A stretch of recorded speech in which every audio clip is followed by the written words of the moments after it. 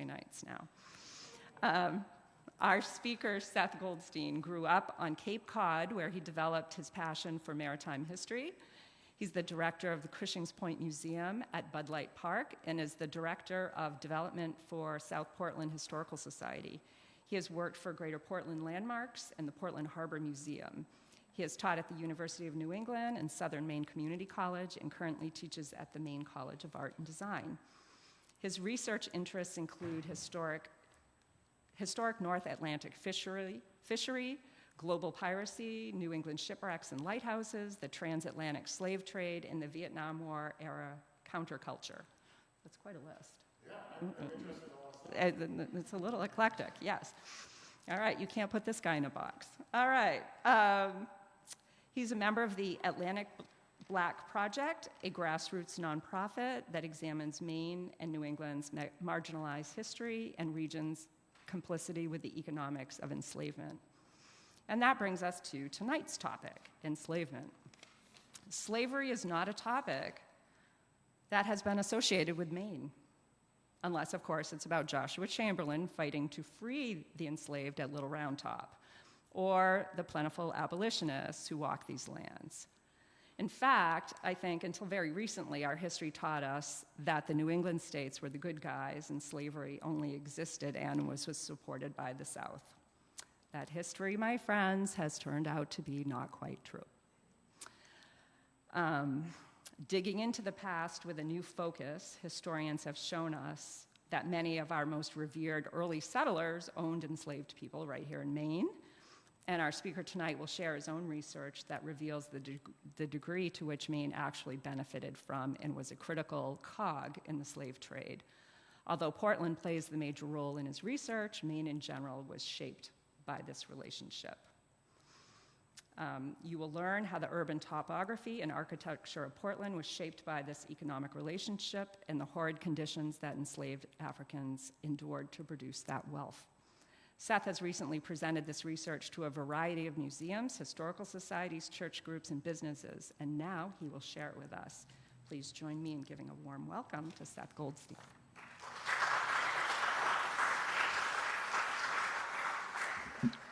Thank you, Nicole, for that lovely introduction. And it's a pleasure to be with you all tonight. I'm coming to you directly from the Portland Museum of Art, where I was asked to speak to Maine state educators today about the West Indies trade. The PMA, the Portland Museum of Art, has recently reinterpreted their American Art Gallery, a reinterpretation they call Passages, to make the interpretation of the artwork more inclusive. So they brought in several different groups to advise them, including indigenous folks, myself and my partner at the Atlantic Black Box, Dr. Meadow Dibble, the Indigo Art Alliance, which is a collective of black and brown artists based out of Portland, as well as the Gulf of Maine Research Institute. And so I was there meeting with educators and speaking to them just before I hopped in the car and shot right over here to be with you all this evening. And so the story I have to share with you this evening is a story of complicity. This is Maine's complicity in what we call the economics of enslavement, the West Indies trade. And so over the next 40 or so minutes, you'll come to understand the intimate relationship that Portland and Maine and New England had in the Atlantic world slave-based economy. And so I'm going to start off, I'm going to share with you here, I have a quote from William Hutchinson's Rowe's 1948 book, Maine, Maritime History of Maine, right? And he has a chapter 6, the West India Trade. And he says in this chapter, the West India Trade, I quoteth, regardless of what was to be a Maine's boy occupation or profession, an indispensable part of his upbringing was a voyage or two in the West India trade. And that's the end of the quote there. And so this would have been an opportunity. Now, no matter what your eventual occupation was going to be, you were going to be a lawyer, maybe a cooper, maybe a blacksmith. Typically, a young man in Maine would take one or two of these voyages to the West Indies. You could think of Barbados, Haiti, Martinique. Eventually, Cuba becomes Maine's primary trade partner. And this would have been an opportunity for the young man to see some of the world, maybe sow his royal oats. So this gentleman, Rowe, in his Maritime History of Maine, 1948, has this whole chapter. He talks about all of the various commodities that were sent down to the West Indies and the commodities that came back up. Some of the information which I'll share with you right now. Now dig this. In the entire chapter on the West Indies trade, the author does not once mention the labor of enslaved Africans. Right? Talks about the whole industry, doesn't talk about the people who were producing the commodity that produced the wealth. Amazing, right? Now, in my mind, this is a metaphor for how we treat our maritime history in New England, right? I've been studying maritime history here in New England since I was 7 or 8 years old. I've been fascinated by the topic. My dad was a high school librarian, would bring home books about local Cape Cod shipwrecks for me. Always joke with folks, must have been a weird kid, right? But I've been studying this my whole life, and we put our maritime history up on a pedestal here in New England. I think about the hockey team in Portland. It's called the Mariners. Think about all of the various high schools that have names related to the maritime trade. I think of the Caravel that's on the weather vane of the City Hall in Portland, right? And so we put our maritime history up on a pedestal, but we've failed to ask really important questions, like where were these boats going? What cargo were they carrying? And what cargo were they returning with? And so that's part of what I'm here to share with you this evening. And so you can see here this map is very early in the colonial period. This is a map from, 1650 is what it's showing here, commodities from 1650. This I got from a book about the mass trade, and some of you may know that the oldest building in Portland is the Tate House, which was built in 1755 by the King's senior mast agent. So if we take a look here at this map, what we'll see is, and I'll point it out to you, the commodities going from New England to the West Indies. Let's take a look here. Red oak staves, lumber, and fish going to, now this is early on, Barbados is one of our primary trade partners, right? Where enslaved Africans labored to produce molasses, sugar, and rum that were then sent to New England in exchange for, once again, the red oak staves, the lumber, and the fish. Well, what's a stave? A stave is a broken down barrel, right? And so they would take barrels and they would be broken down into their components of staves, which were the pieces of wood, their hoops, and their headers, right? Broken down to conserve space, and then they'd be shipped to the West Indies where they would be reassembled and then filled with molasses, sugar, or rum, and then shipped back up here. So you can see in 1650, really early in the colonial period, already this West Indies trade has been established. When we take a look at this map here, which I got from the National Park Service, I'll tell you a little bit about Colonel Ezekiel Cushing. Colonel Ezekiel Cushing was one of the first well-to-do merchants in what is today South Portland. At the time, it was called Falmouth. Today's South Portland. Colonel Ezekiel Cushing owned enslaved Africans. And we know he owned enslaved Africans because we have a copy of his will at the South Portland Historical Society. And he would have come by these enslaved Africans through his trade with the West Indies. Well, Colonel Ezekiel Cushing, along with a gentleman named Symington, were the progenitors, some of the first people involved in this West Indies trade. And it started right at Willard Beach, which is a beach just around the corner from my house in South Portland. Was in fact a more popular anchorage in the 16 and early 1700s than Portland Harbor. So it was a site of international shipping, and this was just before they realized what a great harbor Portland Harbor was. And so they were doing the shipping out of Symington Cove. So we know the names of Colonel Ezekiel Cushing's enslaved Africans, Cato and Phyllis, which he left to his son Thomas in his will, and a 4-year-old girl named Dinah that he left to his wife Mary when he passed away. Now this is remarkable information. Very often in the historical record, some of you may know, these people, these enslaved Africans are nameless, sexless. We don't even know what their ages are, right? They're just listed often in the historical record as colored servant, right? They don't even use the term slave. They would use the term servant at this time. And so the fact that we know, in this case, the names of Colonel Ezekiel Cushing's enslaved Africans, and in the case of Dinah, the little girl, her age, this is remarkable information. Most enslaved Africans are brought to New England through a second middle passage, and you can see that on the map behind me here. You can see enslaved Africans on the middle passage, and then that second red arrow that goes from the Caribbean, from the West Indies, up to New England is a second middle passage. And so that's how you wound up with your enslaved Africans here in southern Maine. It was very often through this second middle passage. Very few enslaved Africans come to New England directly from Africa. They come through the West Indies first, and then they're shipped here to New England as a byproduct of this West Indies trade. So Colonel Ezekiel Cushing, for example, would have shipped salt cod, lumber, maybe barrel staves down to the West Indies, Barbados perhaps, and while he was down there, he would purchase some rum, some sugar, some molasses, and a couple of enslaved Africans to bring back here to New England. These enslaved Africans who engaged in the second middle passage, the term that they would use for them was seasoned. They were considered to be seasoned enslaved people. And what that term meant, like a piece of wood is seasoned, right? They were called seasoned, and what that meant was because they had already spent some time in the British colonies in the West Indies, they knew some English, and they had some, rudimentary knowledge of European cultural norms, and so hence they were seasoned. And that's how you would have wound up with enslaved Africans here in southern Maine.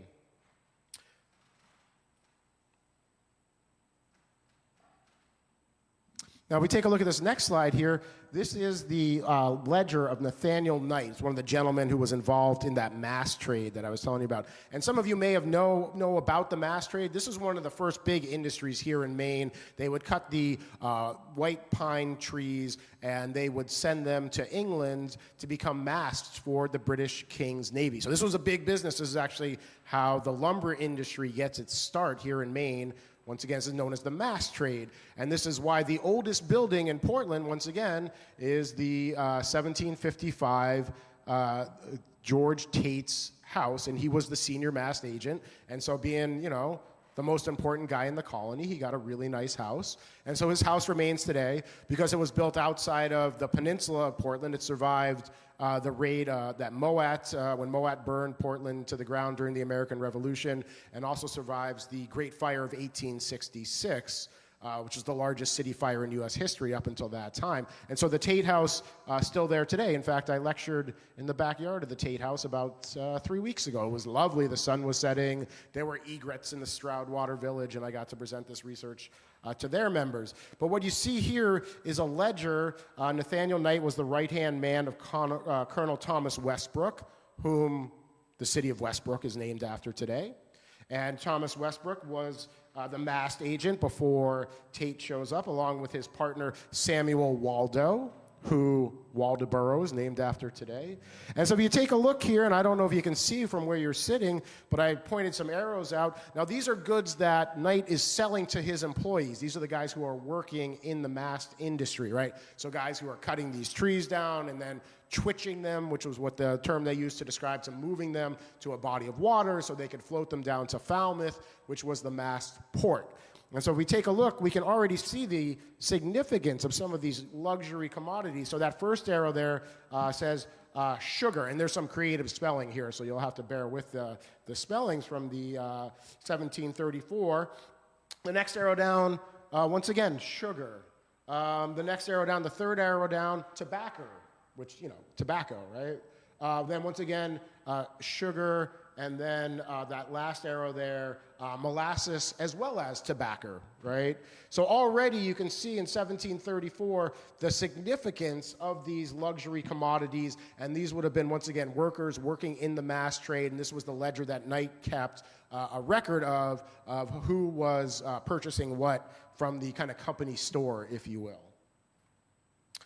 So sugar plantations are considered to be the first industrial production centers because it combines both aspects of agriculture and factory work. And here I have a quote from a famous book called Sweetness and Power by the author Sidney Mintz, and a whole book about the significance of sugar in world history. And what he says in Sweetness and Power, and I quote, without boiling and skimming and reducing juice, there is no way to make granular sugar. It cannot be done without solid technical mastery, particularly control of the heat. Just as a factory and field worker are wedded in sugar making, brute field labor and skilled artisanal knowledge are both necessary from sweetness and power. And so here we can see in the images top left there is a sugar mill, and you can see there are those 3 presses there that they would put the sugar cane through, and then the sugar juice would come out into those cauldrons, and you can see that they're using what looks like as oxen to turn the mechanism on that roller there in the upper left-hand corner. Then you can see field workers in the bottom left-hand corner, and then once again, a roller for the pressing of the sugar cane to produce the juice that would then be boiled down to produce sugar. Work in both the mills and boiling house was unpleasant and dangerous. The work was exhausting and led to horrific accidents. In fact, a slave with a machete stood beside the slave who fed the cane into the mill, ready to cut off the arm of the mill feeder in case it became trapped. Sir Thomas Lynch wrote in 1672 that, quote, "Plantations are subject to an abundance of all accidents, especially sugar works, because they have so many machines." Contemporary writer records some of the hazards, and that's on the bottom there. It says, quote, "If a mill feeder be catched by the finger, his whole body is drawn in and squeezed to pieces. If a boiler gets any part into the scalding sugar, it sticks like glue or birdlime, and 'tis hard to save either life or limb." And so here you see a painting, and I just looked at this painting in person at the Portland Museum of Art. They have it up on the wall now. This is a painting of the sugar harvest in Cuba in 1873. Bear in mind, slavery is legal on the island of Cuba until 1886. So, this individual is a painter from Portland who went down to Cuba because of the close relationship between Portland and Maine and Cuba to paint these kind of idyllic scenes of the sugar harvest. Now, this contrasts very much with what I just shared with you about the sugar refining process, does it not? Now, listen to this. The average life of an enslaved African on the island of Cuba. Now, should you survive the Middle Passage, right? Now, a fifth of the individuals on the Middle Passage did not even survive the passage to Cuba. Should you survive the passage to Cuba, your life expectancy on the island was 7 years as an enslaved African. And quite frankly, these individuals were worked to death. They were worked to death because the plantation owners calculated that it was cheaper to bring new enslaved Africans over from Africa than it was to properly care for and feed these individuals. And hence, their life expectancy was just 7 years on the island of Cuba. And once again, slavery legal there until 1886. You can see this painting by Portland artist William F. Chadwick, who had lived in Matanzas from 1870 to 1876, and his family owned shipping involved in the transport of molasses from Cuba and Guadeloupe. And here we see, this is a letter in the possession of the Maine Historical Society. It's a letter to a Portland resident. So Elizabeth Munford, she's writing to a friend back in Portland. She's traveling in Trinidad, Cuba in 1847. And she says in the letter, once again in the possession of the Maine Historical Society, "Elizabeth, I should like to spend some time in the country, were it not for the shrieks of the slaves, which you hear constantly, someone or another being nearly all the time at the whipping post." Right? Writing back to her friend in Portland. She'd like to tour the countryside, but she can't get over the screams of the enslaved Africans as they're being whipped. And this is a photo taken a few years ago before the pandemic by Linda Ashford of the square downtown Matanzas, sorry. And so here you see a map of Portland, and I have a quote here. Portland as commercial center by Charles Outwin, and this was published in a great book called Creating Portland, a series of essays about Portland history. And he says, I quote, Jedediah Preble, Enoch Isley, and his younger brother David Simon Mayo and John Waite, 5 of the foremost merchants in Falmouth, together invested in the construction of a large distillery on its own wharf at the far northeastern end of 4th Street. In spite of local interference due to alcohol-related criminality, this operation, overseen by Daniel Isley, was producing enough rum by 1774 to meet substantial regional demand. Because life was tough back then, and people drank a lot of rum, right? To be sure, Fiddler's Lane, which is now known as the Franklin Arterial, was laid out in 1756, became infamous for its watering holes, frequented by laborers, sailors on shore leave in their brief periods of leisure. So much molasses coming up to Portland and to Maine that they're producing their own rum, which, a lot of us think of rum as a product of the West Indies, of the Caribbean, right? But no, they're producing rum here in Portland as early as the American Revolution. And my historical research reflects that rum was not considered as good a quality as rum, what was coming up from the West Indies, and so it was a little bit cheaper. The rum from the West Indies cost a little bit more. So in 1787, right, so this is the immediate aftermath of the American Revolution, 73 of 89 ships that departed from Portland Harbor were bound for the West Indies, indicating the importance of the trade in the aftermath of the American Revolution. Amazing. 73 of 89 ships that departed Portland Harbor headed for the West Indies. So it's a huge part of the commerce, even in the immediate aftermath of the American Revolution. Following the repeal of the 1824 molasses tax, it becomes cheaper to produce rum in Portland than to import it from the West Indies. Hence, Portland has seven rum distilleries in Portland along the waterfront. And to the left there, you see a bottle of Screech rum, which is still distilled in Newfoundland today. And when I first moved up to Maine about 15 years ago, I went to the Packy, and I thought to myself, what's this Newfoundland rum, right? Rum's from the West Indies. I traveled in the West Indies. I had rum from Cuba and Suriname and Trinidad, Tobago.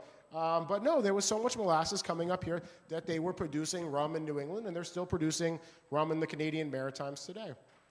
So as the slide says, 7 rum distilleries on the Portland waterfront.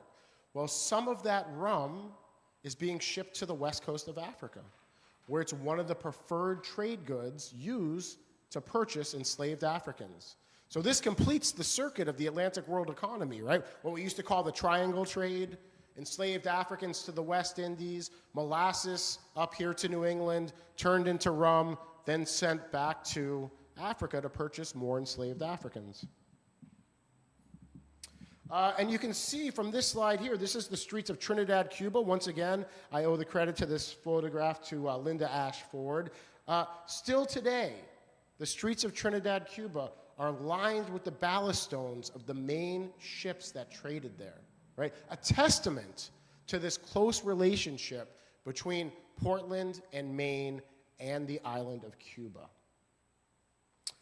So here's one of the largest buildings on the Portland waterfront in the 1800s. This is the J.B. Brown Sugar Refinery. Now, by the time you get to the 1860s, this 7-story tall building employs 1,000 individuals. Many of them are recent Irish immigrants who come over fleeing the potato famine, and they've been trained as sugar boilers. And so this guy, J.B. Brown, he figures out a method to take molasses and produce granulated white sugar out of it. So molasses is actually a byproduct of making sugar. So when you take cane juice and you boil it down, you get crystallized sugar, and then you wind up with this molasses that you can't get crystallized sugar from, right? And so historically, molasses was, what people, working class people, lumberjacks, farmers would have used to sweeten their food. Well-to-do merchants would have used refined white sugar. So this J.B. Brown fella, he does a bunch of research, and he figures out a proprietary method using steam power to turn molasses into granulated white sugar. And so he builds this sugar refinery, burns to the ground during the Great Fire of 1866. But before that, it's the biggest business on the Portland waterfront. And you can see here, Portland imported 3 times as much molasses as Boston, right? So Portland, Maine is refining more molasses at this time than any other city in the country. In fact, 20% of all of the molasses refined in the country at this time is refined right in Portland, Maine. Once again, more than any other city in the country. 3 times as much as Boston. The Portland Sugar Works was processing 200 hogshead, a hogshead being a 63-gallon cask of molasses a day. By 1855, the business employs between 150 and 200 workers, and as I said, by 1860, they're employing 1,000 individuals and 20% of all the molasses produced right there in Portland. So the farms and lumber camps of northern New England, including Vermont and New Hampshire, produced food and lumber for the sugar plantations. In turn, lumberjacks and farmers consumed large quantities of molasses and rum. These goods are shipped back and forth between what we call the hinterland, so the countryside, and Portland, which the historians would call Portland an entrepot. Right? It's a place where goods are shipped to and stored and then transshipped. Yeah, it's just a fancy word for a port place. So the hinterland and the entrepot, utilizing a system of canals that are built in the 1800s. The most famous of these canal systems is the Cumberland-Oxford Canal, completed in 1830. Once again, I'll quote Rose, 1948, Maritime History of Maine, and he says, quote, "During one winter, a country store in Pittston disposed of 90 hogshead, once again a 63-gallon cask, of rum. A boatman on the Cumberland and Oxford Canal reported that during the season, he alone delivered 300 barrels, a barrel being a 42-gallon cask, to the towns along his route." So this sugar, primarily molasses and rum, are coming into Portland and being shipped into the interior through this canal system. Once again, the most famous of these canals, the Cumberland-Oxford Canal, which goes from the Portland waterfront to Sebago Lake, then through the Songo Lock, and beyond the Sebago Lake, all the way into the interior of Maine. They're shipping lumber and foodstuffs down the canal, and they're shipping rum and molasses up the canal. And so once again, if you were a working class individual, you got to remember, at this time, before refrigeration, all of your food was pickled or cured or salted or smoked, and it probably tasted pretty gross. So you'd want to sweeten your food, and if you were a working class person, you would use molasses to do that. However, if you were a rich merchant, you would have granulated, crystallized white sugar, and it would often be pressed into a cone like you see in the slide here. You can see on the left-hand side, those are sugar nips, so you would take the sugar nips and you would nip off a bit of sugar off the cone. And at the very top of the slide there, you see a beautiful ornate sugar bowl. And I told you, I just came from the Portland Museum of Art, right? And I had shared information with them about the West Indies trade a few months ago, and they were curious. They thought, well, we probably have some sugar bowls in the collection. So they went down the basement. They didn't have any on display in the galleries. 90 sugar bowls. 90 glass sugar bowls just in the collection of the Portland Museum of Art. I'm going to guess that Maine Historical probably has another 50 or 60, right? And so today, if you go to the Portland Museum of Art, and I encourage you to do so, you'll see they've taken about 20 of these beautiful glass sugar bowls out, and they have them on a table so you can walk around them and see them from 360 degrees. But once again, this was a luxury commodity. This is how you would impress people. This is how people would know that you were a person of substance, that you were a fancy pants, right? And so, somebody would come over, if you were a rich merchant, and you'd have your glass sugar bowl on the table, and you'd say, "Oh, can I offer you some white sugar to go with your tea?" Now think about that for a sec. Now we got a luxury commodity produced in the West Indies, being produced and then being combined with a luxury commodity from East Asia. Wow, pretty amazing stuff, right? So here's the gentleman himself. Here's John Bundy Brown. Began his Portland, Maine career in the wholesale grocery business. Career later branched out into sugar and molasses with the Portland Sugar Company, which once again burns to the ground in 1866 and never really recovers its status after that. His other ventures included railroads, hotels, and after his death, he left behind a wealthy estate to his sons, Philip Henry Brown and John Marshall Brown. And the Browns' contribution to the architectural history of Portland include his home on the Western Promenade, which was known as Brom Hill, and also the J.B. Brown Block. And I quoted that from the Maine Memory Network. And so here you see, this is J.B. Brown's palatial mansion, Brom Hill, that he bought on the Western Prom. And so, like I said, he was involved in real estate. So he bought most of the land on the Western Prom in Portland. He built his palatial mansion there, and then he sold off the other plots of land to his other rich merchant friends so they could build their palatial mansions there. So today, you go to Portland and you see the houses on the Western Prom, or the houses on the Eastern Prom, or the houses that are on the ridge of the peninsula of Portland. Most of those houses were built off of proceeds either directly from the sugar industry or subsidiary industries. And so, once again, this is Brom Hill, which they took it apart, I think, in the 19-teens, so it's no longer there. But the other mansions are still all there on the Western Promenade. And here you see a building on Congress Street. This is right across from the Maine College of Art and Design, where I teach art school students. I don't teach them art, I teach them history, poor kids. The J.B. Brown building on Congress Street was built by J.B. Brown's sons to honor their father after he passed away. And it actually has his signature right across the door, J.B. Brown, right? So, of course, this building is still there today, as is the company, the J.B. Brown Company, Brown and Sons, still involved in purchasing commercial real estate in Portland today. In fact, in 2020, they developed 51 residential units and a retail space at 40 Free Street. Now, their very own website still describes the company as family-owned. Consider this. The wealth that this family made in the 1800s off of the back of enslaved Africans is still assisting this family to buy commercial real estate in Portland today. It's a real testament to generational wealth and its power. Here you see the Safford House, 93 High Street, built by merchant William Safford in 1858. This was, in fact, recently, up until recently, the home of Greater Portland Landmarks, which is a preservation organization in Portland. They just sold the building last year. It was originally built by Safford in 1858. Beautiful home. He made most of his money through the importation of molasses from Cuba. Safford had an office in Cardenas, Cuba, where he frequently journeyed to conduct his business. In fact, he's in Cuba so much to check on his sugar interests that his daughter Inez is born in Cardenas in 1848. And so you had these merchants in Portland who would own what we call integrated means of production. It means they owned all the means of production. They would own the plantations in Cuba. They would own the enslaved Africans. They would own the boats that shipped the molasses and rum back here to Maine. And then they would own the means to refine that molasses once it arrived here in Maine. Integrated means of production. Now here you see, this is a picture of Willard Beach. This is where I take the kids in the summer here in lovely, where I live in South Portland.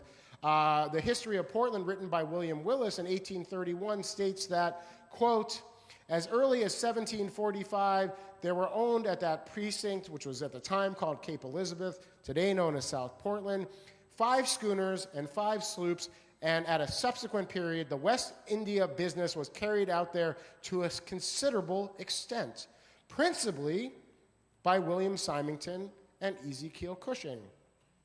Mr. Symington had a large and valuable wharf in the cove, which still today bears his name. It's still known as Symington Cove today. Were not only his own, but other vessels were found pursuing a profitable trade. The West India trade was the mode by which, as I said before, most enslaved Africans arrived in Maine. And so take a look at this picture here. These are the fishing shacks at Willard Beach. There's still a couple of them there today. Very famous part of South Portland. Right off the point here at low tide, you can still today see the remains of Symington's crib work wharf, made out of stone and rotting pieces of wood. So the wharf is still there today. Many coastal ships were built in Maine shipyards for the West India trade. They were typically rigged fore and aft, which allowed them to sail into the wind to a greater degree than a square-rigged vessel that were built for transoceanic voyages. The most common rigging configuration employed in the West Indies trade were topsail schooners and brigs. In the 18th century, ships would be built, outfitted, and provisioned in Portland Harbor, then packed with trade goods. The vessel and all of its content would then be sold in the British West Indies. The late colonial period, Portland, at the time Falmouth, had 2 large shipyards and many other smaller yards, producing cargo vessels from 100 to 1,000 tons of carrying capacity. Shipwrights used wood from oak, maple, birch, chestnut, beech, elm, and fir trees. Maine also built many small boats that were used to ship to the West Indies, and they were known as Moses boats.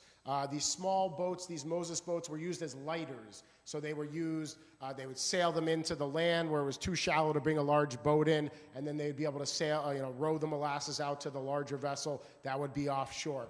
So they produced a lot of these Moses boats also in Portland and throughout the state of Maine. So here's another quote that I'll share with you. This is from an essay also from Creating Portland. This essay was titled Comunidad Escondida, Latin American Influence in 19th and 20th Century Portland by David Carey Jr. And so Mr. Carey Jr. said, by the late 1820s, Cuba had become the world's largest sugar producer, and most of it was going to the United States and England. Concurrently, Maine supplied Cuban planters with salt fish to feed their slaves, and Portland was Maine's fish export center. By selling the food that sustained them and consuming what they produced, Maine's major port became a primary beneficiary of Cuban slaves' labor. Maine's historical relationship with slavery is complex. Its collaboration with Cuban slavery contradicts its stance against domestic slavery.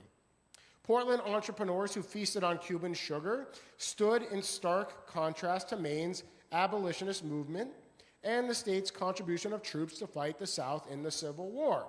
And here I would disagree a little bit with Mr. Carey Jr. I know, for example, that in Portland in 1836 and once again in 1847, there were 2 anti-abolition riots. Anti-abolition riots where they threw rotten vegetables at Frederick Douglass and prevented him from speaking. And other abolitionist speakers were shouted down by people who were structurally involved with trade with the American South. So they didn't want to see abolition come to Maine. In fact, some of you may know that Bath was known as Cotton Town because of its large trade with the American South. And they just had an exhibit at the Bath, Maine Maritime Museum about a year and a half ago called Bath, Cotton Town, specifically about this topic. So here you see codfish. And so cod, one of the most important fish species in human history, and this is because its flaky white meat lent itself to being preserved by salting, a critically important factor before refrigeration. So hence, large quantities of cod are shipped to the West Indies, where it was fed to the slaves who worked on the sugar plantations. Salt cod, as some of you may know, still an important ingredient in West Indian cuisine today. And so there were 4 grades of salt cod. There was merchantable, the best quality fish based on texture and color. Madeira, almost as high quality as merchantable. This fish was often shipped to Europe, where it fed Catholics on meatless Fridays in Catholic countries. So think Spain, France, Italy. So better quality cod shipped to Europe to feed Catholics. Then you had West India fish, a lesser quality salt cod that was fed to enslaved Africans in the West Indies. And finally, dunfish, also known as broken fish, which was not fit for trade due to its high moisture content, and so hence it was consumed locally. So the cheapest protein available before refrigeration is salt cod. And so some of you may be familiar with a great book out there called Cod, A Biography of the Fish That Changed the World by Mark Kurlansky. Great book, great author. His next book was called Salt. right? So kind of companion books about cod and salt. Wonderful read. If you haven't had the opportunity, highly recommended, very readable, great author, very much like Mark Kurlansky. But what's up with cod is it has a very low fat content. It's a very lean flesh.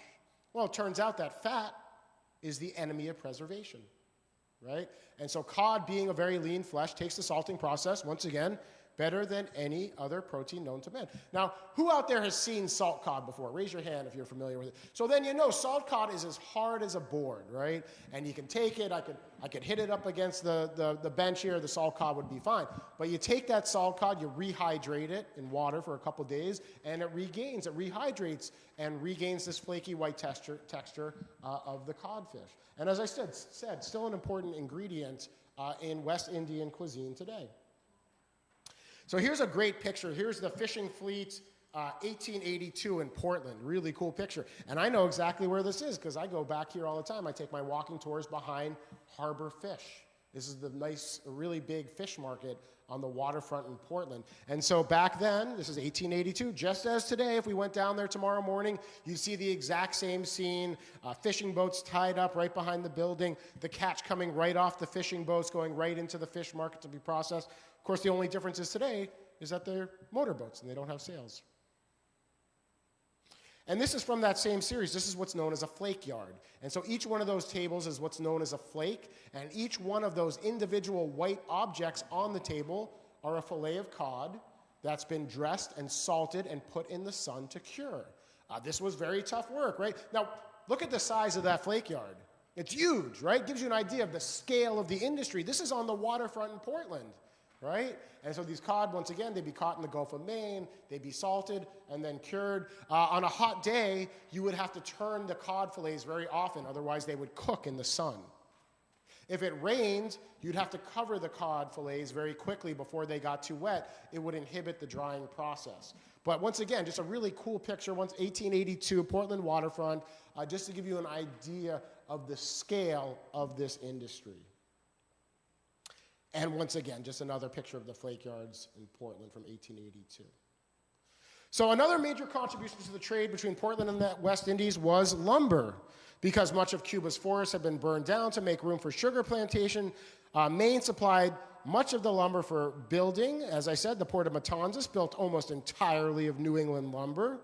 According to historian David Carey Jr., between 1856 and 1861, only 17 of the 1,040 lumber cargoes went to any other place than Cuba.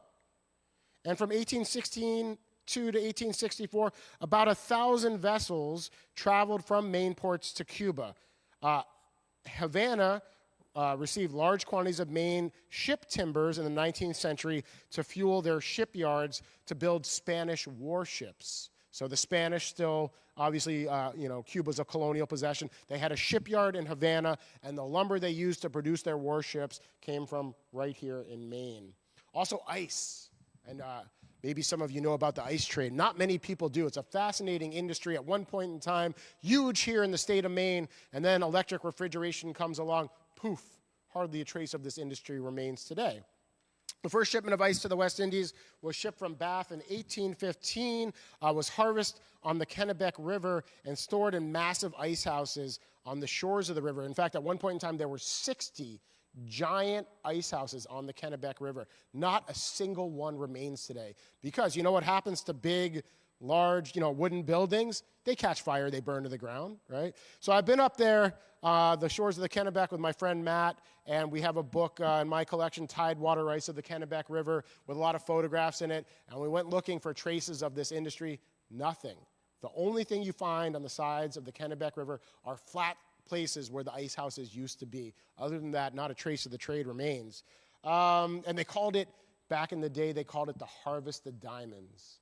I love that, the harvest of diamonds. Unemployed farmers would walk in the winter to the Kennebec River to harvest this ice for 6-8 weeks. And it was stored in these massive ice houses on the shore, and after ice out, when the river thawed, the schooners would sail right up the river, right up to the ice houses, as you see in this photograph here, and they would load the ice directly onto the ships and then take it to all around the world, honestly. But the West Indies, Brazil, In 1833, they ship a load of ice to Calcutta, India. Mind-blowing stuff, right? And now what they would use this ice for in places like Cuba would be in cafes for cocktails, iced coffee beverages, and they would make ice cream as well. And that's what some of the ice was going for. And then, as I mentioned, too, another big industry is casks. And so we think of barrels today, but when we say a barrel is really a size of cask, as you can see. A tierce is a size of cask. A butt cask, a puncheon, a hogshead, also a size of cask. A firkin is a size of cask. So when we think barrels, we're really thinking cask. That's really nerdy stuff. I won't be quizzing you afterwards. But just so you know, for your own edification, these casks were really big businesses. I like to say they were the ubiquitous shipping containers of back in the day. Everything was shipped in casks. Dry goods, wet goods, salt mackerel, apples, rum, brandy, you name it. It was shipped in casks. And so it was a big business. In fact, there were over 263 cooperage shops in the state of Maine, as you can see here from the slide. And so what Rose says was many small sawmills were busy sawing and fitting the box boards to proper lengths, all ready to be set up and nailed on the sugar plantation. The cooper's trade in the manufacture of hogshead and tier shooks was one of the best paid in the towns near the coast. 263 such shops in the state. And as has been explained, the shook was a package of red oak staves, heading, numbered, and ready to be set up as a hogshead, a tierce, or a cask when needed. This was done by coopers on the plantations or by state of Maine coopers who went to the islands for that purpose. So coopers from Maine in the winter would go to Cuba to assemble these casks so they could be packed with sugar and molasses. Getting close to the end of my presentation here, so don't fret. I'm getting a little tired of hearing my voice. Just another couple slides. And so once again, I'll quote Rowe here and his chapter on the West Indies trade, in which again he does not mention the labor of enslaved Africans. And Rowe says, then also there were house frames all ready to be put up, oxen and horses for the plow. This was another part of the West Indies trade, what they called draft animals. And so they didn't have these draft animals in the West Indies. They were shipped from places like New England. And so we're thinking like oxen and horses to work the mechanisms on the sugar plantations. I'll tell you just a brief aside here. The colony of Suriname, which was a Dutch colony, sits on the northern coast of South America. A lot of sugar produced there, also chocolate, other luxury commodities. The Dutch colonials made up a law. You can only trade with us if you bring some draft animals. That's how desperately they needed the draft animals, right? You couldn't trade in Suriname unless you brought some draft animals with you. So in Rhode Island, they bred a special horse. It was short and stocky, so they could fit it on the ship, but it was powerful, so it could work the mechanisms on the sugar plantations. It was called a Surinama because it was headed to Suriname. 30,000 Surinamas were shipped between Rhode Island and Suriname. Once it gives you an indication of the scale of this trade, right? So as I said, draft animals, oxen and horses for the plow, the sugar and the treadmill, farm produce such as parsnips, potatoes, onions, grain, beef, mutton, pork, pickled fish, soap, candles, and dried codfish in drums of from 500 to 800 pounds each. Lumber from the banks of Maine rivers, which cost there $8 a thousand, sold in Havana for $60. Beets and parsnips brought $16 a barrel in the French islands. And then this is here a picture from the 1862 Harper's Weekly.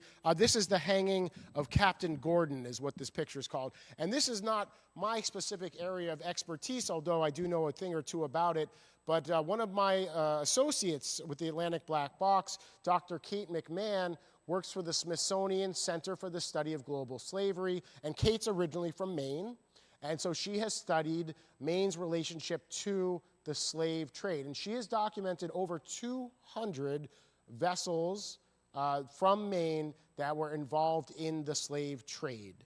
And so it's notable, and the reason why I show you this slide today, the only individual ever hung in United States history for being involved in the slave trade was this gentleman, Captain Nathaniel Gordon, and he's originally from the Ferry Village neighborhood of South Portland, which happens to be where I live today. Now, at the time, he's living in Portland when he engages in this voyage. And so the slave trade becomes illegal in the United States in 1808. And then in 1820, the government doubles down. They make it a piratical act punishable by death, right? And so very often authorities will bandy this word pirate around to kind of, make people seem scary or underhanded. But anyways, they make it a piratical act punishable by death in 1820. But nobody is ever hung for this act until Nathaniel Gordon is caught off the west coast of Africa in 1860. Now, once again, he's not the only guy who's ever caught. Hundreds of people are caught, but they have rich friends. They know the judge. The jailer mysteriously leaves the door open one night, and they're able to run away, right? And so hundreds of people are caught, but the only person ever punished to the full letter of the law is this gentleman, Nathaniel Gordon. He's caught off the west coast of Africa in 1860 with 897 enslaved Africans on board his vessel, captured by a United States warship that was there doing anti-slavery patrols. Half of the 897 enslaved Africans are children. They're packed so tightly on the vessel that they have to have Nathaniel Gordon show the Navy guys how to have these Africans sit in the hold of the boat. They have to sit a certain way so that they can all be packed tightly on board. And then these enslaved Africans are then repatriated to Liberia. There's a great book on this called The Hanging of Captain Gordon. We have a copy of it at the Historical Society in South Portland. And then he's hung in 1862 in New York City, as you can see in the image here. And the reason being was because this was during the Civil War and because President Lincoln wanted to make an example out of him. And as I said, this is not my particular purvey when it comes to historical research. My information is much more about the economic complicity, but this information is out there, and it's a growing body of knowledge about Maine's explicit involvement with the slave trade. We now know that there were many ships built expressly for this trade in Maine, some converted to that purpose later on, and many captains and crews from Maine that participated in the slave trade. So I thank you for entertaining me this evening and letting me talk at you, and I'm happy to take questions at this time.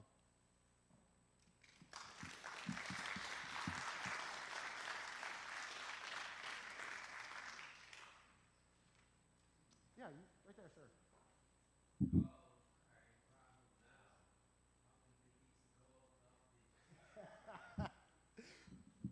Somebody asks that question almost every lecture.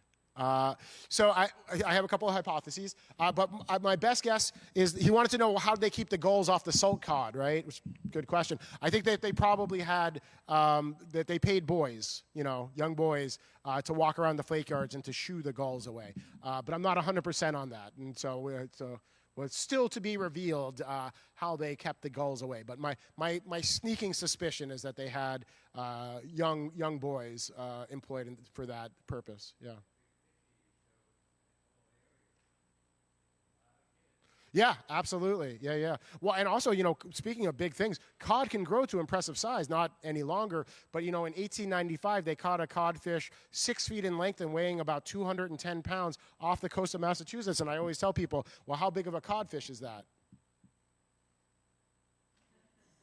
Talking about codfish the size of this guy. And this was in 1895, so we're not talking about in the colonial period of the 1600s. Now, of course, they're not catching any cod of that size anymore. They're catching very little cod because it's been so substantially overfished. But it's a fascinating topic, the cod fishery. Other questions? Yeah, sir, in the back with the red.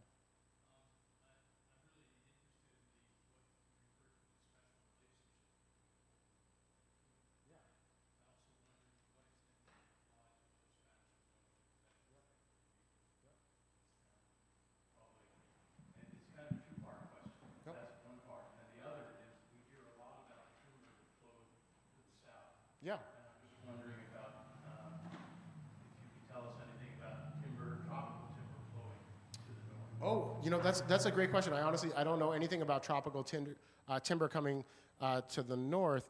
But your first question I can speak to, and so initially the trade partner in the West Indies that we were most closely connected to was Barbados, and then later on what would become Haiti. The French colony of what was it called at the time, Saint Dominique, right?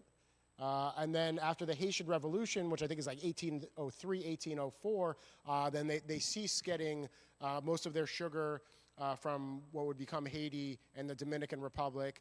And then, as I said, Cuba becomes our primary trade partner. But I was just reading about Puerto Rico just a couple of days ago, was also a very significant source of sugar. But as I said, during the 1800s, Cuba is producing the majority of the world's sugar. And so hence that was our primary trade partner. But you do see this kind of evolution of who we were trading with.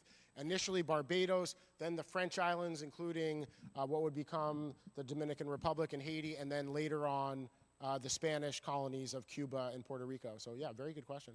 I think I saw a hand here. Yeah. We have Hamilton House down the road here, where I understand they built ships. And there's also Pike State Landing. I thought that was like barrels and things that they built there. So are we saying that we had slave ships built here and casks were made here? Well, it certainly sounds like casks were made. I couldn't say authoritatively if the vessels that were built there were expressly built for the slave trade. They may have been.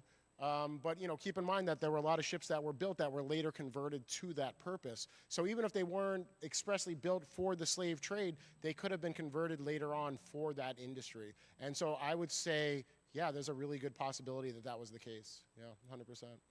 Other questions?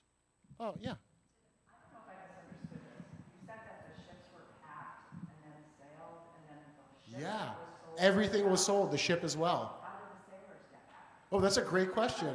They probably would have, had to have joined another ship on its return trip to New England. Yeah. Yeah. Yeah. Yeah. Yeah. Nope, you were right though. Yeah, they would pack the ship with trade goods, and then the entire ship with all of its contents would be sold in the West Indies. Maybe some of those sailors would stay on and become, sailors out of the West Indies at that time. It was a very, kind of Atlantic worldwide industry being a sailor, and so they would have been sailing around the Atlantic world. Probably some of them would have remained on the island, waiting for a ship that was returning to New England with trade goods to bring back here. But yeah, great question. Sir. For money. Yeah, sometimes they would be bartered, but sometimes they would just be sold for either specie, which was metal money, silver or gold, or for bonds or paper money. Yeah.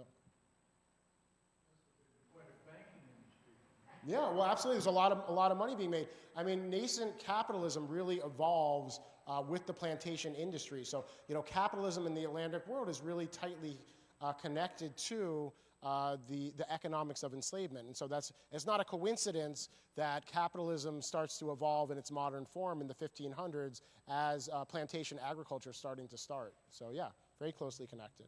Yeah. Wonderful. Well, oh, yeah, another question right there. I always found it interesting that Richard Leader, who ran this sawmill here in South Berwick, and Richard Vines, who ran, he had a large land grant on Osaka. Around 1650, they couldn't bring enough profit from the New England ventures like Saugus Ironworks, those type of things, and they all went to Barbados. There was a large group done around 1650. What was their motivation at that time to go? Was it political? No, I think it was economic. So they were probably moving down there for economic opportunities. 1650 was right about the time that the sugar industry was really ramping up in Barbados. And so my guess would be that they were going down there to make money off of the sugar industry. It was almost an international type of trade. Oh, absolutely. The capital was coming from England. Yep. Wasn't producing enough in New England, so Barbados was in the hot spot. Yeah, absolutely. I feel like, it may be hard for us to consider really the Atlantic road economy was much more integrated even back in the 1600s than a lot of us consider. We probably think about local economies, but no, this whole Atlantic road economy is by that time, 1650, really booming. So yeah, I would think that very closely connected stuff. Yeah, one question here. Yeah, was there a similar economy exchange between New England and the cotton in the South? Oh, absolutely. Yeah. Like I said, that was known as Cotton Town. That was, a little bit later on.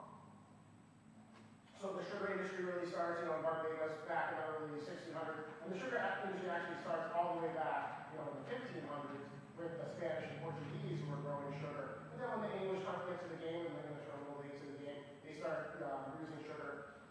Once again, the first colony in the West Indies or the Caribbean is Barbados.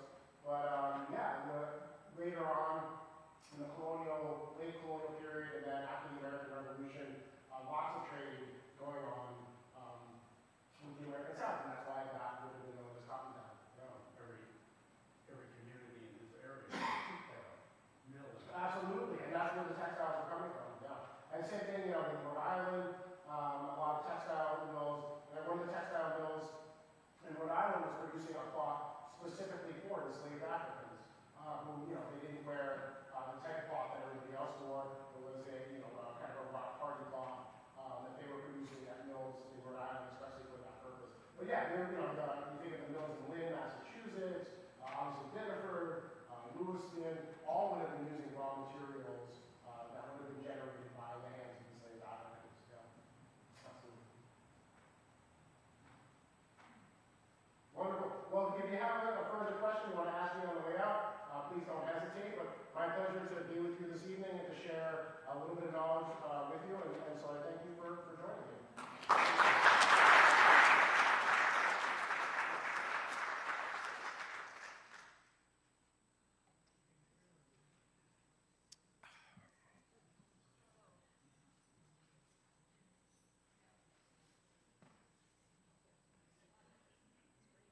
Thank you.